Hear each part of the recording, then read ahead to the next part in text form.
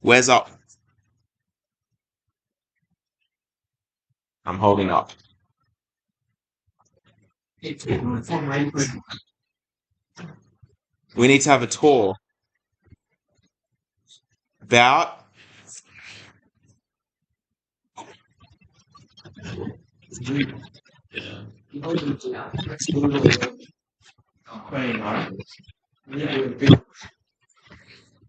stop there. Cool.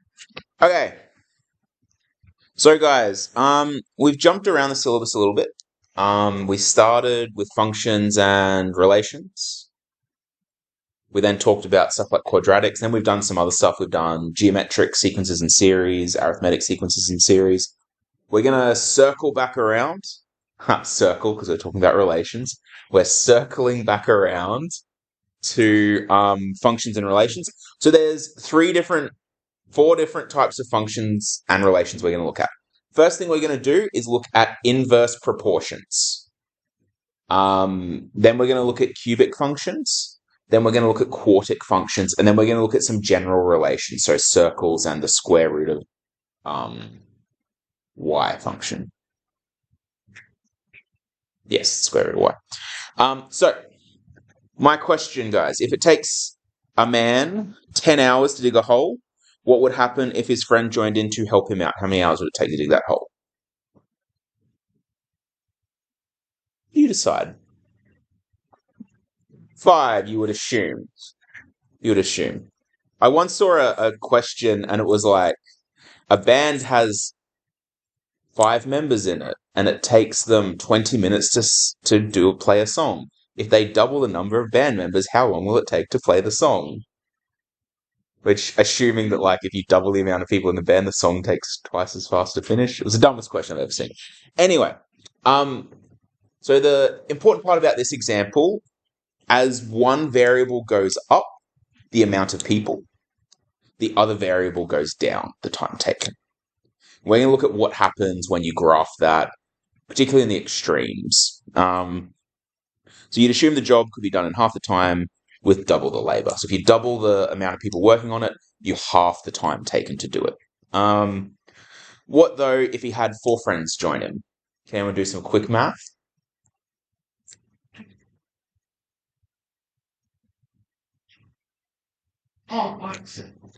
So there'd be 5 people. That is quick math. And if it took originally 10 hours, you'd assume it would take 2 hours to do the whole. What about if there was 27 laborers? It's a little bit harder. It would be something decimal. So the amount of workers compared to the time it takes is a classic case of an inversely related relationship. Now, have you guys used that language much before or heard in your other subjects like inversely related or inverse proportions? It's basically, the reason we say it's inverse is because traditionally, if you double one thing, you double the other thing.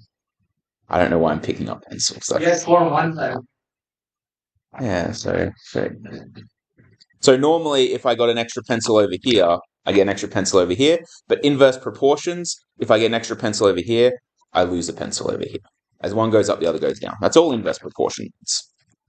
So generally, inverse proportion is y equals 1 over x. That is our most basic form of the rule. Including parameter values, you would say y equals a over x minus b. Can anyone have a guess what changing a might do? Change B. Sorry? Change b? No, so think about... Oh, I'm probably jumping ahead too far. But they change the shape of the graph, basically. Changing a changes the slope of the graph.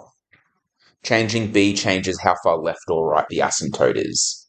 And I'm assuming you guys have never heard the word asymptote until 3 seconds ago. So that's going to be a new one for you. Can you explain what it is, though? No. Wait, so A changes the slope? A would change the slope, yeah. B changes... How far left or right the asymptote happens. So similar to a turning point in a quadratic. You could also have plus C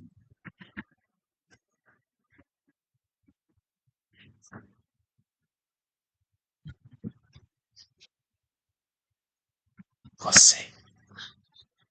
You just have to imagine there's a plus C written there, guys. Plus C would then change the height that the function is at. Oh. Let me move.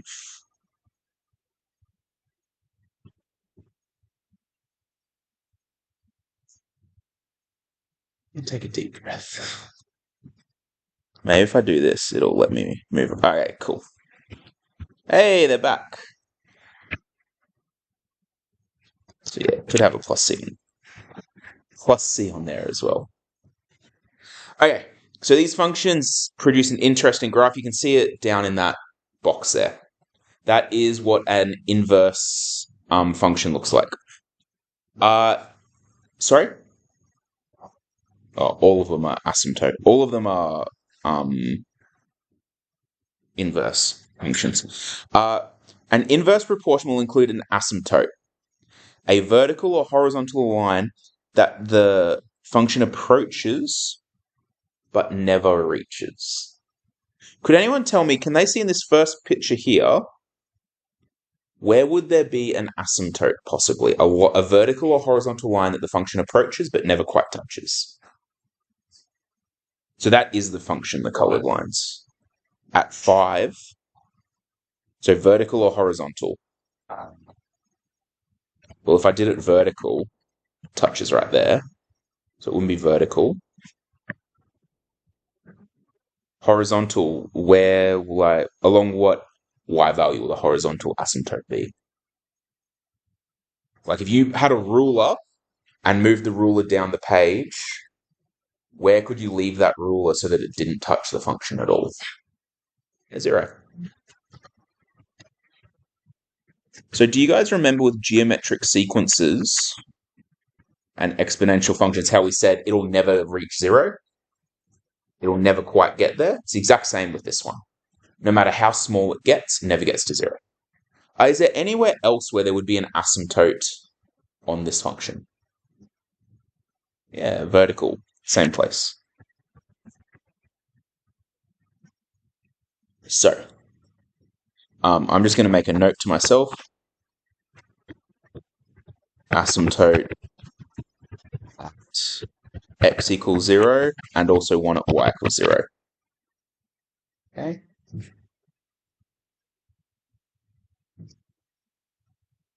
There.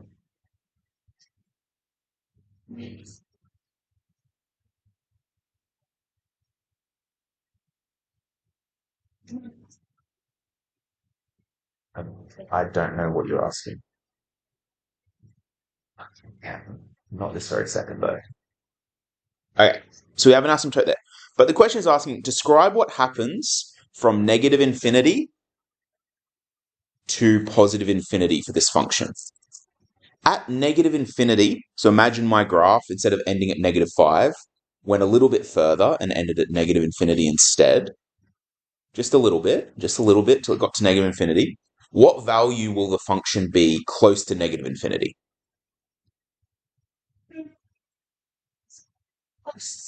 Close to 0. Will it be a positive number or a negative number? Negative, because it's underneath the line there. So, at negative infinity, well, that looks more like an 8 than an infinity. That's no good. At negative infinity, y equals 1x is close to 0. And it's on the negative side.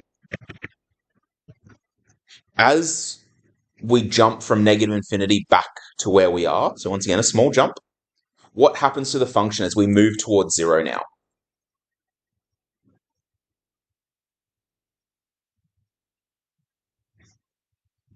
What happens the closer you get to 0 to my function? I start here. As I come across, what happens to my line?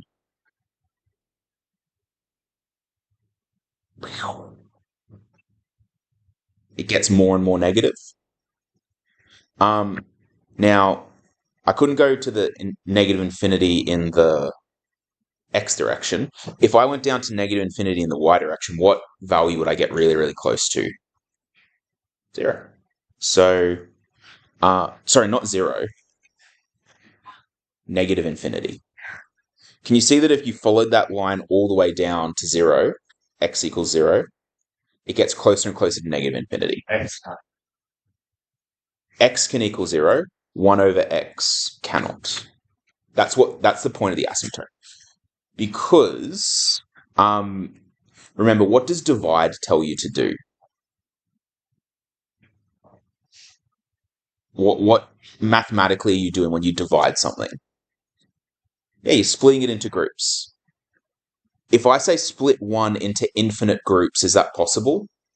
No, because how big is each group if there's infinity of them? That doesn't make sense logically. So 1 divided by infinity doesn't make sense. Or 1 divided by 0. Each group is, because there's infinity groups. So at negative infinity, y equals 1 over x is close to 0 on the negative side and gets more negative as it goes towards 0.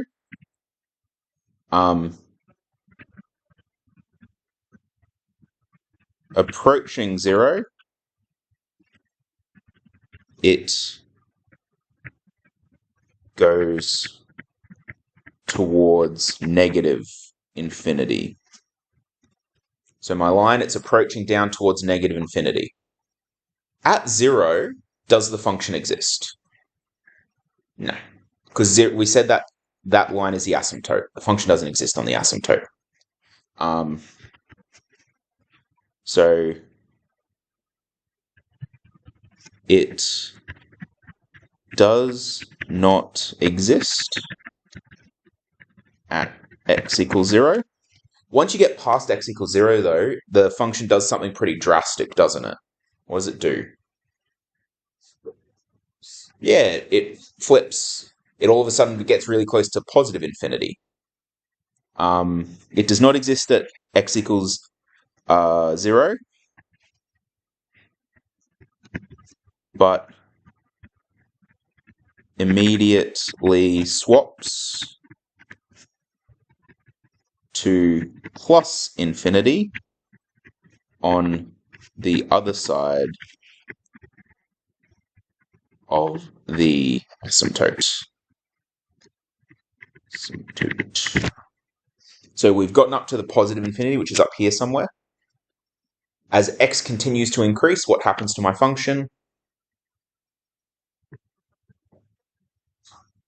Sorry? Goes up.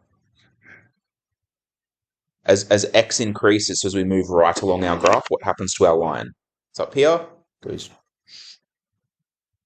It decreases.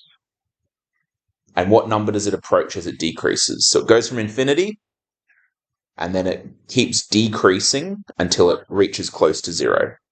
And it'll just keep going, getting closer and closer to 0, never quite getting there. It then decreases,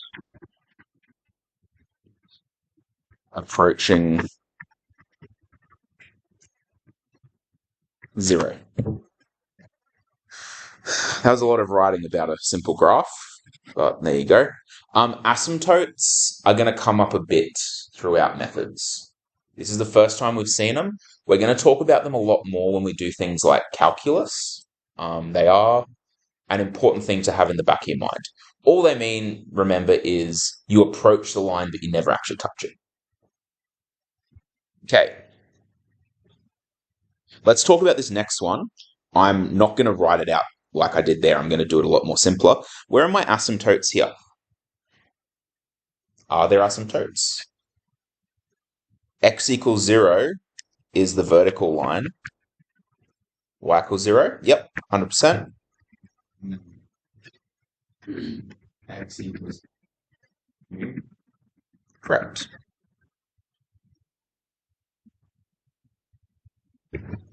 So, asymptote at x equals 2, y equals 0.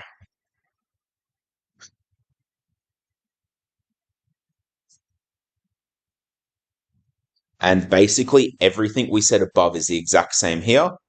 The only difference is that instead of going towards x equals 0, it goes towards x equals 2. But it's the exact same trend. Otherwise, same as above. So the only thing different. And can you see that the only thing different... I suppose there's two things. What are the two main differences between the two pictures there? I've made the graphs slightly different. That's correct. I mean, the obvious difference is the asymptote. So this one has the asymptote is a bit more to the right than it was on the first one. Could you do that to ask an anytime you name, otherwise saying this above? If I gave you two, yeah. I wouldn't give you a question like this on the exam.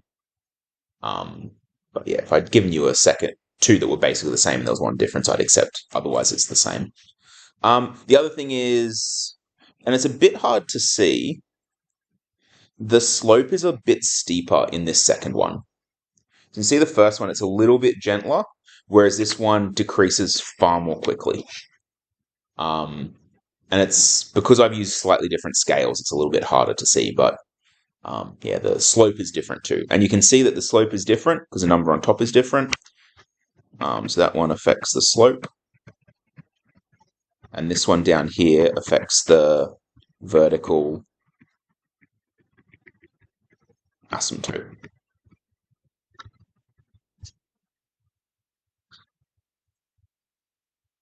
Questions, comments, concerns, queries, conundrums, conniptions.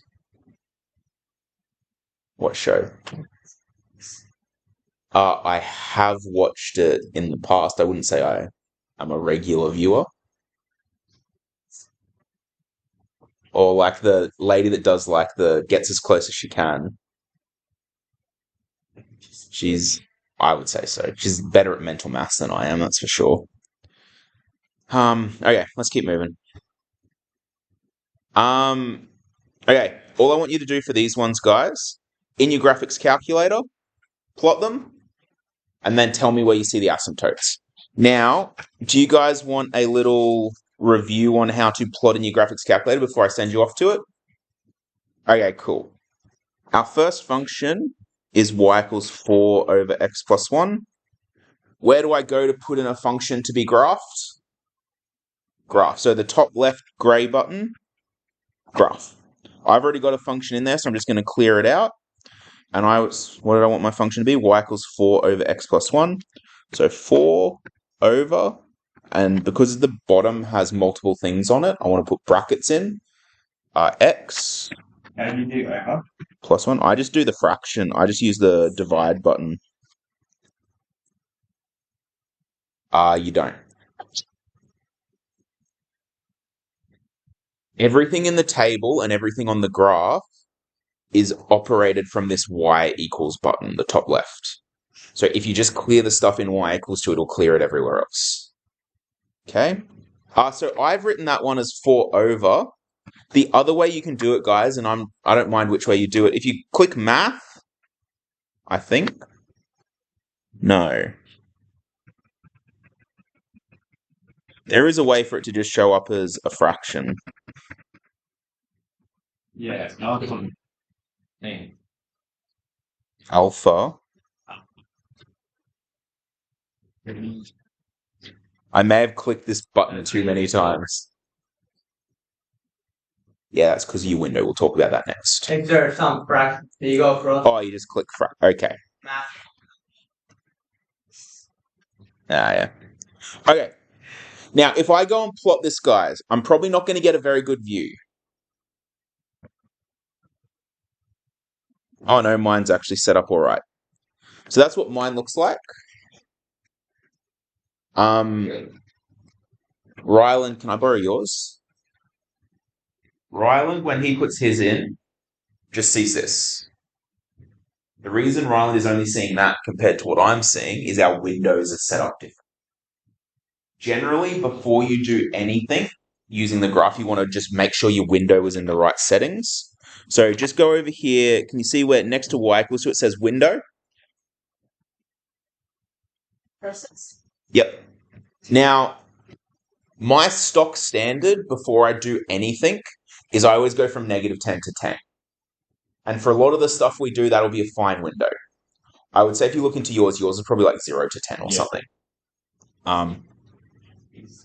So that's a bit whack. I would definitely go -10 to 10.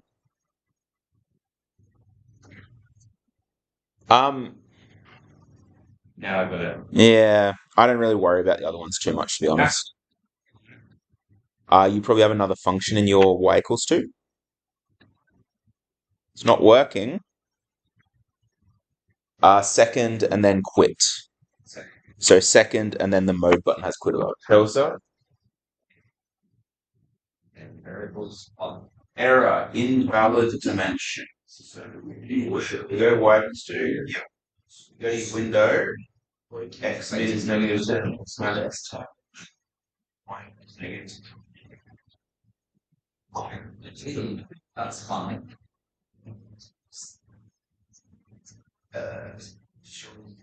Okay. That is right. Can you zoom in on them, sir? Yeah. Press the zoom button. Oh, you're so clever, sir. Press the crop button.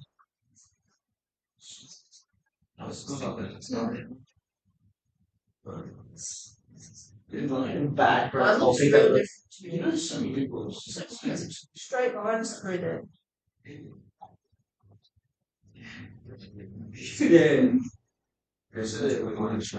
Yeah, I'll leave it. I did nothing. I think we still reset this calculator. I think it's got some big background settings. There it is.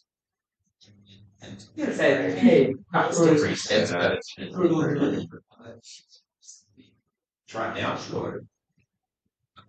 Very complex. Okay. We have the question, guys. Can you zoom in? The answer is yes. There are a few ways you can zoom in. First way, if you go to your graph, just bring it back up. There's your thing. Some students like to just press the zoom button. Now you can draw a box and it'll just zoom to that box. So the way you do that is you just arrow across to where you want the box to be.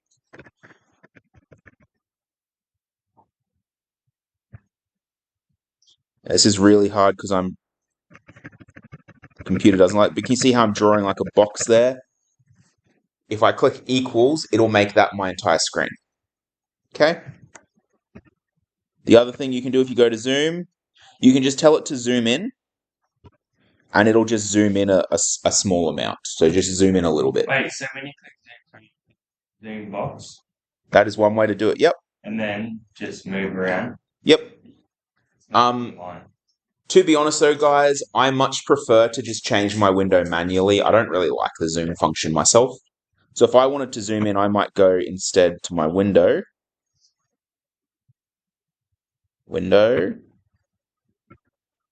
My computer hadn't freeze. And just maybe instead of going from -10 to 10, go to 5, -5 to 5, and that'll zoom as well. Chris. You probably have a lot of online basics. Yeah, you got like context. Well, I'm just going to clear all those out. Yeah.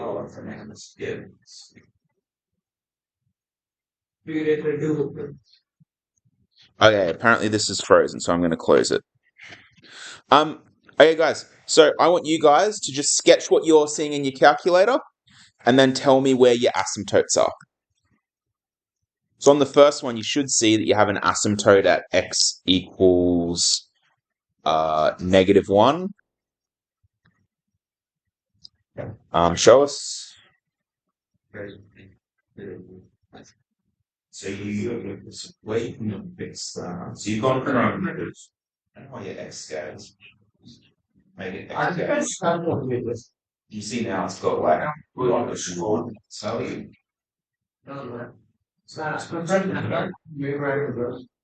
X scales. So you see 1 to 2 y scales. Well, Just go like that. On it. Okay, so sketching those in your books, guys. Yep. Yep. What? Doesn't work. Is it on the goal? Oh. I'll say that. I'll say it. I think that. No, so your two. So that means you're going to put right. That's 2, 1, 0. Just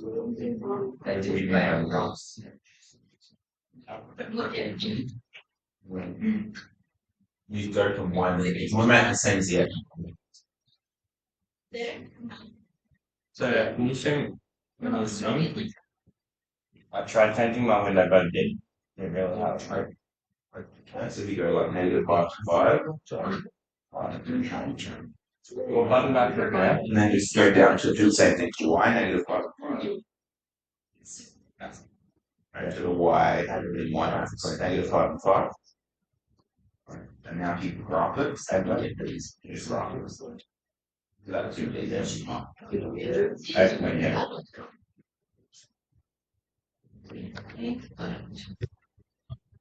Oh my god.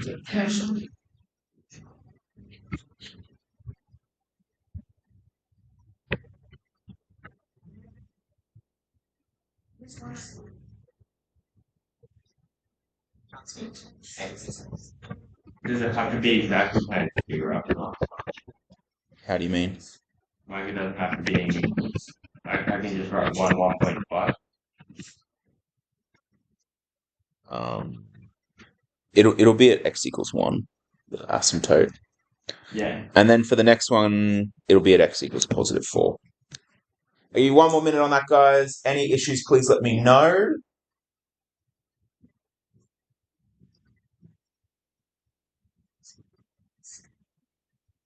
We have a ton to still get through today. And it's going to stress you guys out, I can already tell. Stress you out. Exactly where we're all supposed to do equivalent. I know the water is not fine. Suppose. always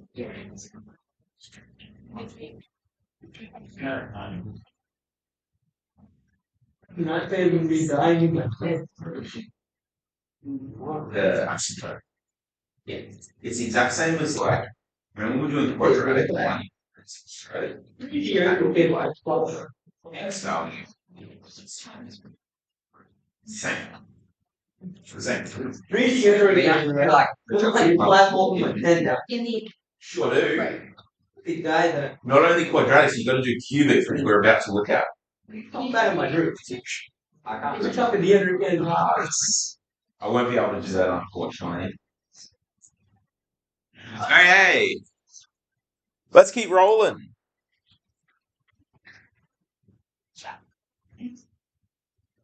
No.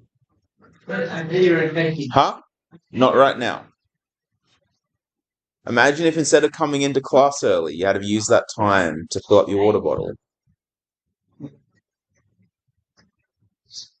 Okay. Powers and polynomials. Sounds like a Midnight Oil song almost.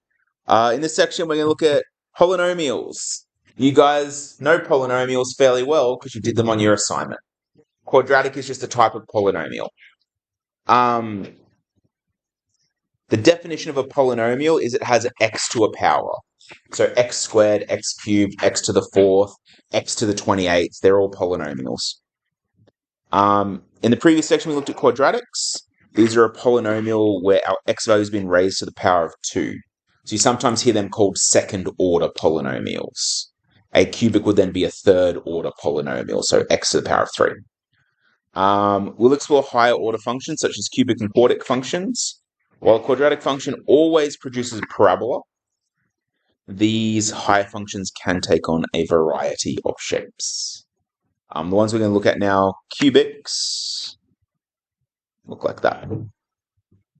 It's like two parabolas that have been like stitched together. In general, a polynomial looks like that. Some variable times x to the nth power plus some variable times x to the nth power, n minus 1th power. So for instance, y equals 3x5 plus 8x4 after the 3. A-n just means, variable n. So like our nth variables, which is I'm just saying that a-n is 3. A-n minus 1 is 8. Plus x cubed minus 5x squared plus 3x minus 10. That would be a 5th order polynomial. A cubic function specifically looks like this. Looks very similar to a quadratic, doesn't it? The only difference is a, b, and c have been shifted one to the left. We have an extra variable on the end, d, and then each term is one order higher. So ax cubed instead of ax squared. Same thing for a quartic, but we've added another variable, e. The x's have all been shifted up one. Pretty basic. Sorry, I shouldn't say that's not basic, but should be fairly obvious. We're gonna do some do some expanding of brackets and figure out what powers are. Yay. Spoil. Sure is. X times x, guys. That's outside inside box.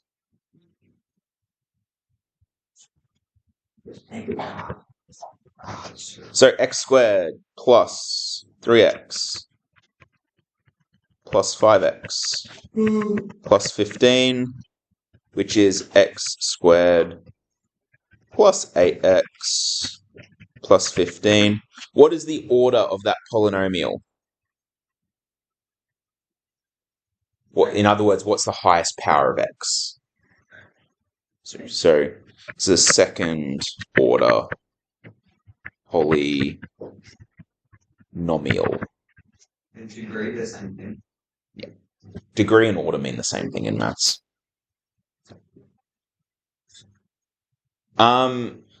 This next one's going to be a pain to expand.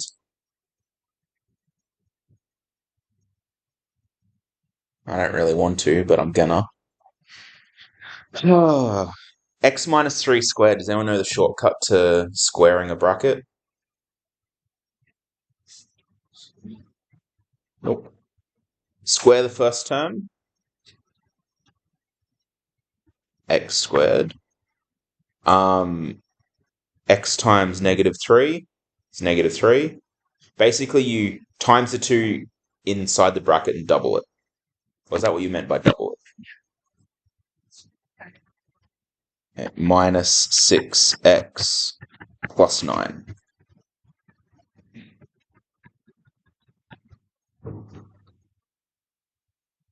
So you expand it. And then we have to expand it again. Because all we've done is expand the first bracket, but we've still got the second bracket attached to it. So that would give us... I'm going to just multiply everything in the first bracket by the x, and then everything in the first bracket by the 4. So that's going to give us x cubed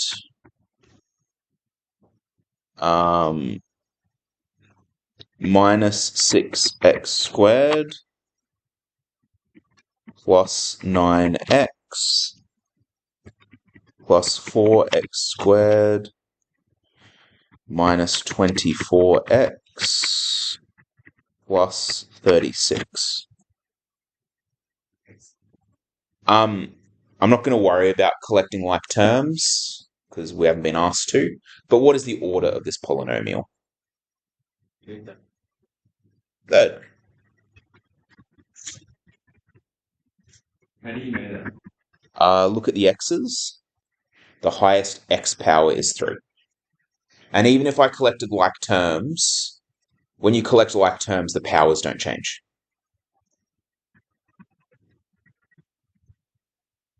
The x squared become like 4x. X squared become 4x. Why are you doubling it? B, I'm lost. Yeah. You would do x squared times x, which is x cubed, and you do x squared times 4, which is just 4x squared.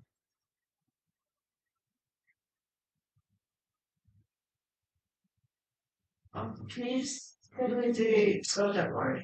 So what I did I did x times x squared. I sort of did it in backwards order just because it made sense to me at the time. And then I did 4 times x squared, 4 times 6x, and 4 times 9. Oh, sorry.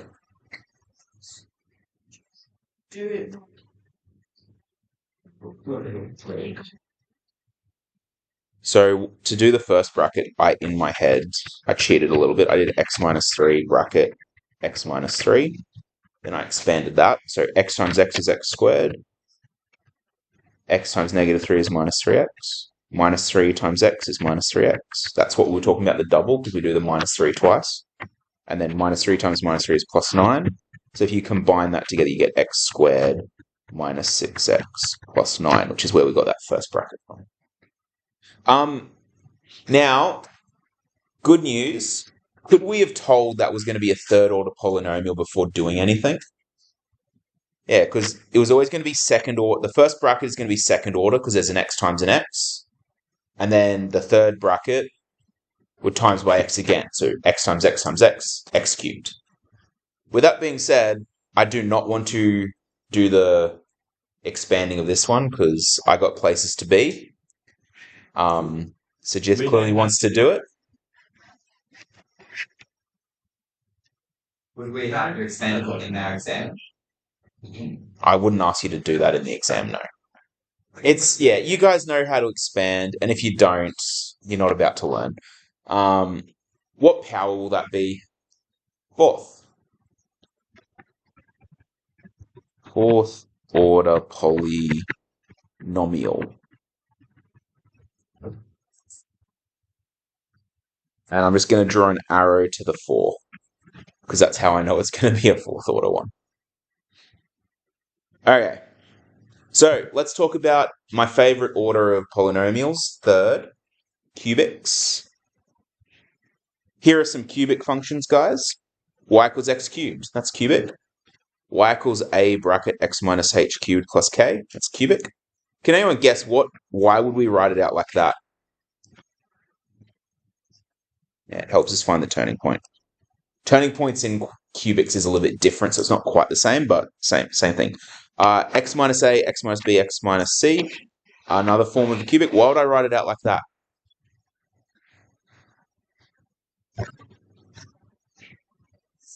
Three points.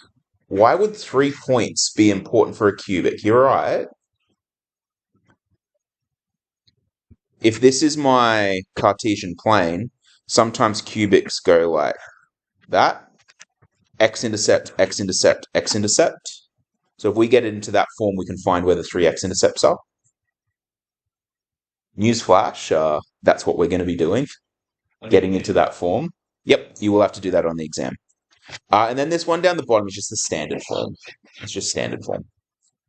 So I want you, in your graphics calculator, can you plot those 5 functions? Just do them one at a time. Why do you not have a graphics calculator? You can't do this subject without one.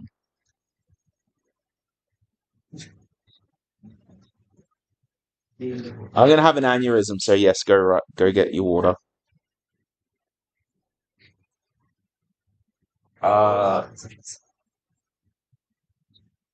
Then Make sure that your window is set up to yeah. So We do it just draw. yeah, just draw it onto the sheet. looking unhappy then, yeah.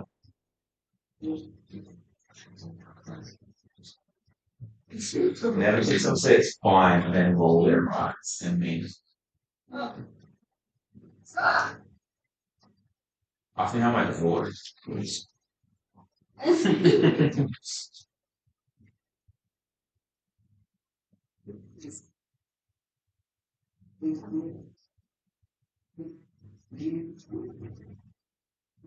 Sure.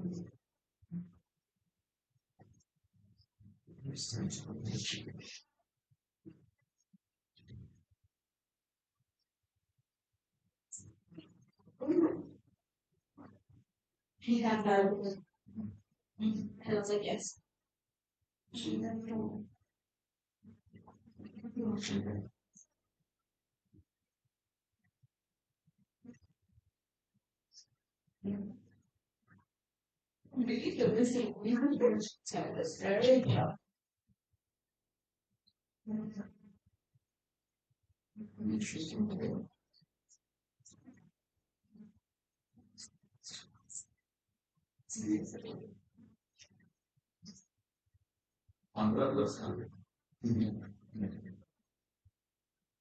One.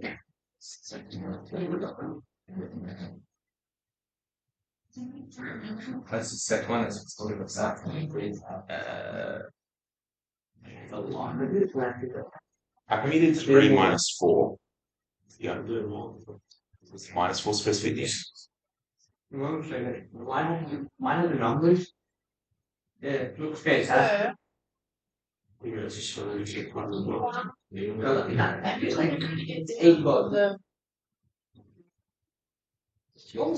other ones to make it feel with eggs. Second one, like that. That's actually like stupid stuff. Wait,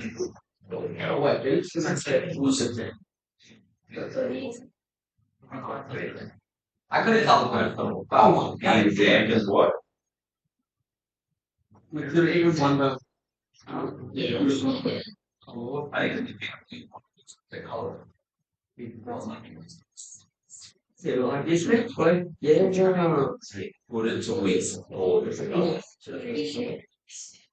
I gotta look because the probability stuff we're gonna do still has like quite a lot of lost hours attached to it. For searching. I still gotta look. still have that. On Friday. My typical branch from the practical. Let it be on. Right. Yes. You're so blind. Huh? I'm not gonna do the big one, but I feel like you're gonna say. The big one. Wait, I'm done. I'll get you gotta do it.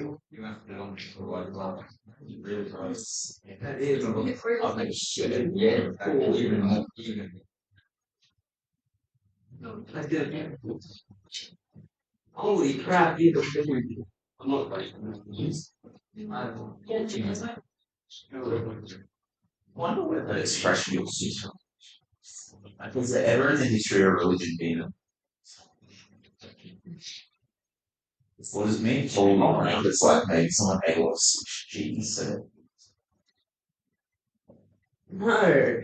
Maybe they like boiled.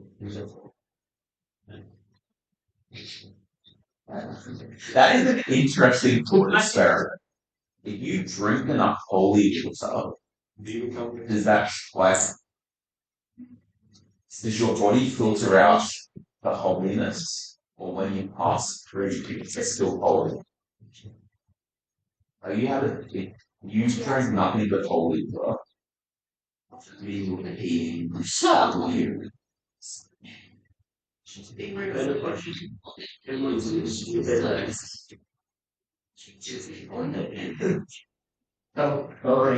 you accidentally drink holy water? It's like saying. Where does holy water come from? The priest. Basically, yeah. The priest is just like So It's just gonna be like water. Imagine if vampires were real and they were weak to holy water. They You are. could just get like a priest to bless like a super soaker. You can get when you get married. Oh, I've been recording this whole time.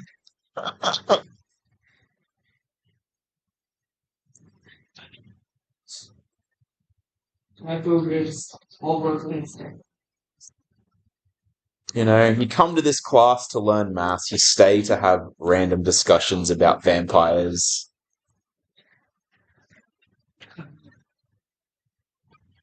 Hey, yeah. Can I give you another minute or two on that, guys?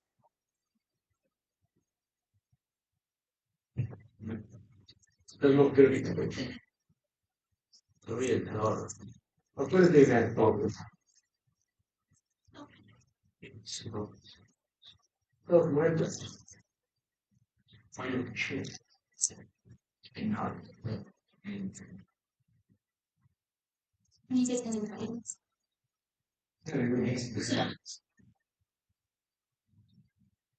Just very relaxed. Can we get pregnant one day?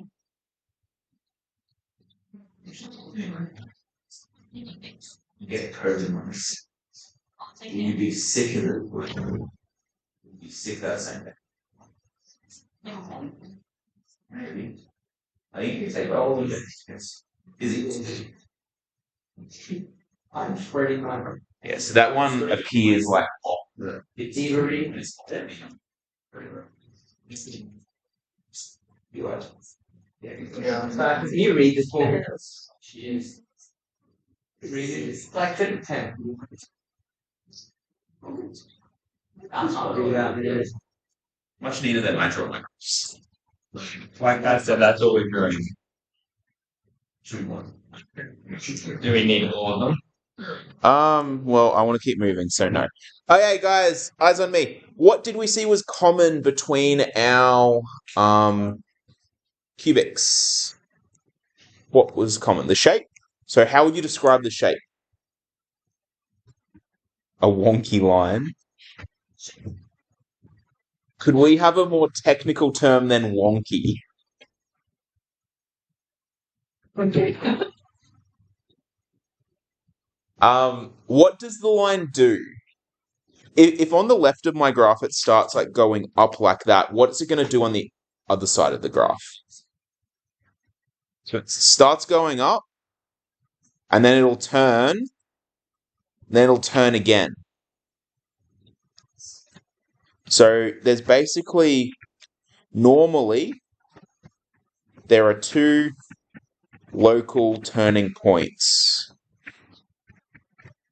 Yeah, what do you think I mean by local?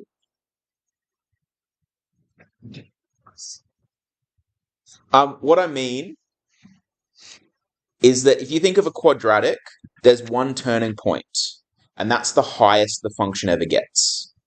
If you look here, this is as high as the function is in the immediate area, but it gets higher than that later. This is the lowest the function gets in the immediate area, but it gets lower in other places. What's in between those two? These are both turning points. Here is what we call a point of inflection, but you don't learn about that till next year. Local means, so can you see here where I've drawn this circle up here? That is as tall as the function gets in the immediate area, so locally, even though it's taller other places in the function, in the immediate area.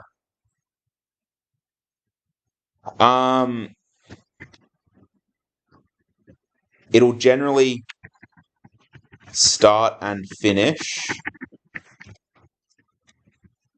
going in the same direction.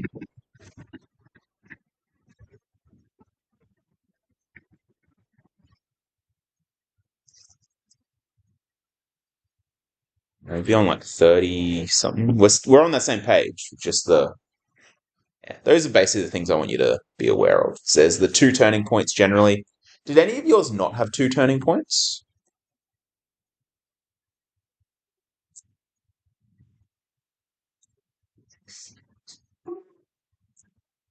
Y equals x cubed only has one turning point.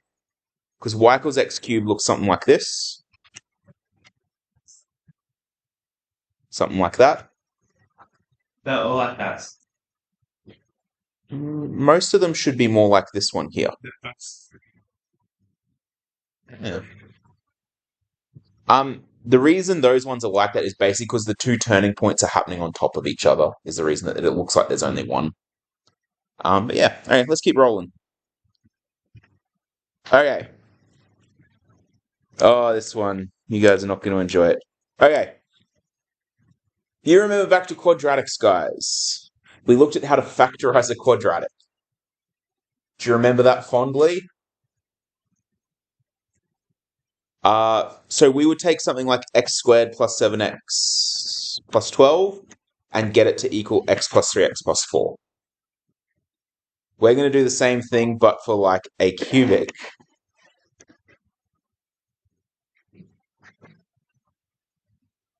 Remember that if we set our function equal to 0,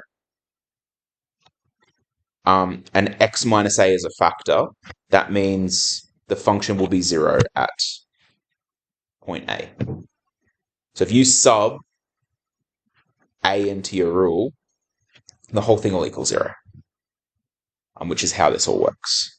Now, I think it's actually easier to use plus versions of these. You just make that a plus a, x plus b, x plus c. A little bit easier to solve, I think, this way. You can do it the other way. I prefer this way. Now, I'm going to do you a solid and tell you that there is an easier way to do this that we're going to look at. And the easier way is kind of guess and checky. But we're going to do it the harder way first. And then I'll show you the guess and check way. That's like kind of rigorous guess and checking. Okay. We have some function here, and we know that we want that to equal to x plus a, x plus b, x plus c. Yes? Now, you might remember back when we did quadratics, one of the things we did is we matched coefficients. So we made the left-hand side of our equation match the right-hand side of the equation. At the moment, left-hand side, right-hand side don't look alike at all. So I'm going to have to try and match them up. So here we go. That means I'm going to have to expand all these brackets. So I'm going to do x times this first bracket times the second bracket, x times a, x times b. X times x is x squared. X times b is bx.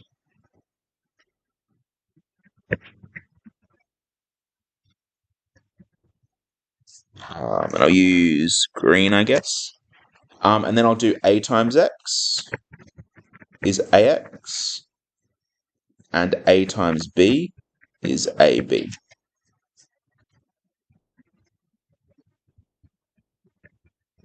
Are we happy with that so far? I haven't tricked you. Haven't done anything too crazy. All good? Okay, let's expand these two brackets into each other now.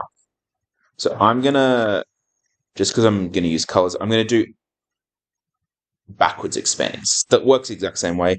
I'm gonna do x times all of these. What's x times x squared? X cubed. X times bx. Bx squared. X times ax. X times ab. Abx equals. Okay.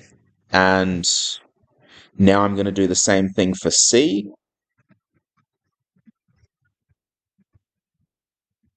You don't need to do the arrows if you don't want. I'm just trying to do it to help it make it clear what I'm doing. So c times x squared will just be cx squared. C times bx will be bcx. C times ax squared will be ACX, and C times AB will be A, B, C. Now, does the left-hand side and the right-hand side of our equation look the same? But it looks more the same than it did before, because at least we've got x squareds and x cubes and stuff hanging around. So what I'm going to do now, I'm going to gather my like terms. How many x cubes do I have? Just the one. Just x cubed plus. Now I'm going to gather all the bx's together. Sorry, not all the bx's, all the x squareds together. So I have bx squared, ax squared, and there's a cx squared as well. Oh, whoops, not plus, not equal, sorry, plus. Then I'm going to grab all the x terms together. So I have abx, and then I have bcx, and then I have acx. And then all the terms without an x would be abc. Still don't look like each other, unfortunately. So we've got to go a bit further. From here, we're just going to factorize so that we have some number times x cubed, some number times x squared, some number times x. So what I want to have is x cubed plus something x squared plus something x plus something. If I factorize x squared out of these three things here, what am I left with? What will be in the brackets if I factorize out the x squared? BAC. Yeah, b, a, and c. So a plus b plus c.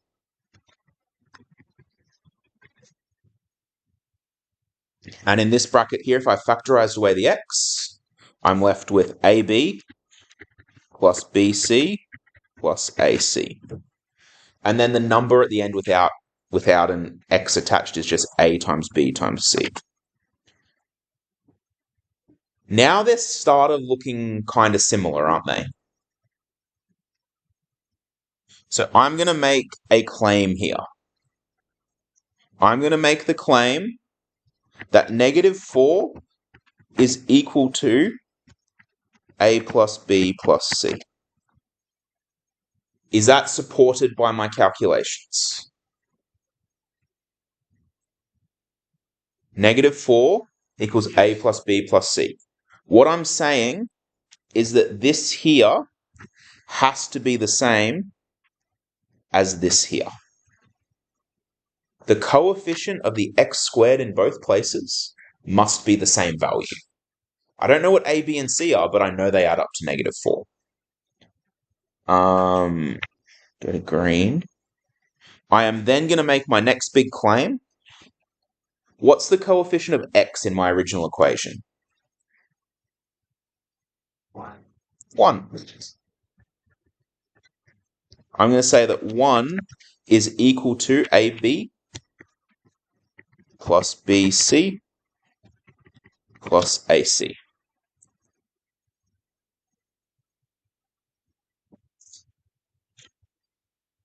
Then the last one, oh, that looks horrid.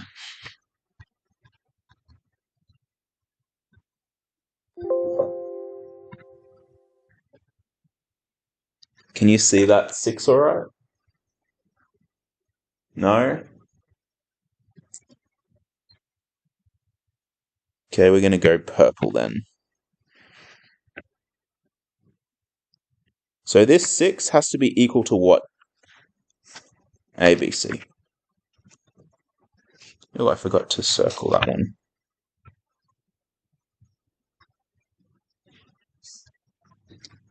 What happened to my purple?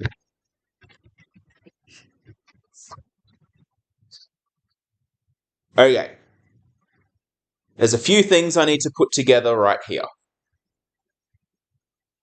The first one is I know a times b times c have to multiply together to make 6. That's the easiest bit of information I have. if they are multiplying together to equal 6, what possible numbers can A, B, and C be? They can only be 1, 2, and 3. Does that make sense, guys? Because you can't have 3 numbers multiplying together. The only factors of 6 are 1 and 6, 2 and 3. I suppose you could have 6, 1, 1 would be the other possibility. But yeah, if you did that one, you're going to end up failing one of these other checks, basically. Now, so I know that 1, 2, 3 are my possibilities. So 1, 2, 3.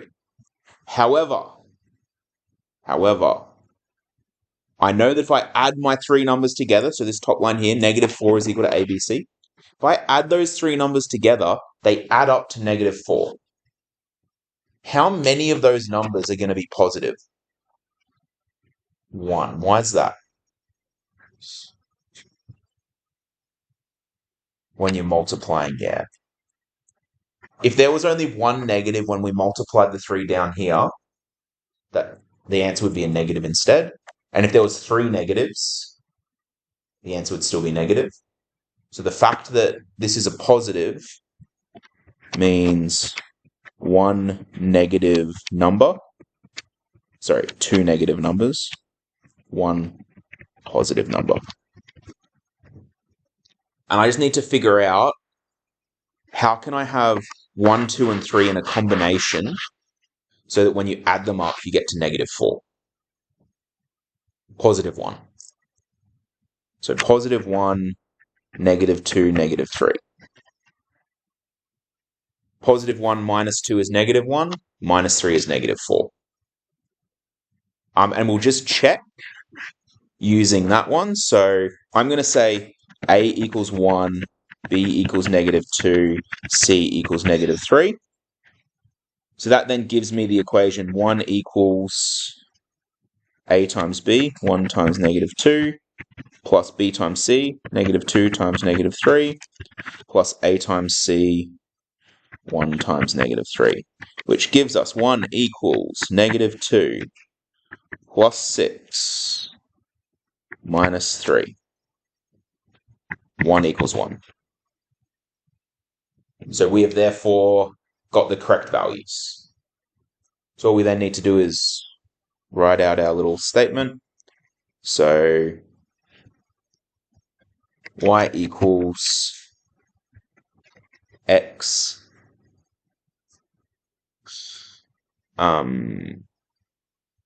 x plus 1, x minus 2, x minus 3. Now, like I said, there is an easy way to do that, because that worked all right because our biggest thing we had to multiply to was 6. If you had something like 28, there's all of a sudden a ton of possibilities. It would take you forever to figure out. So what we're going to do is, not today, because we only have 4 minutes left.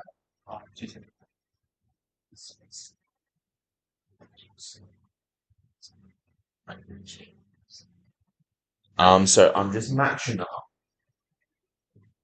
I'm matching up this. -4. So something like x squared in both. So we started out with 6 to see what A, B, and C equals B. And then but from what we got, 1 chart based. If we the other way you could have done it, you could have said 6 this. Something is bad.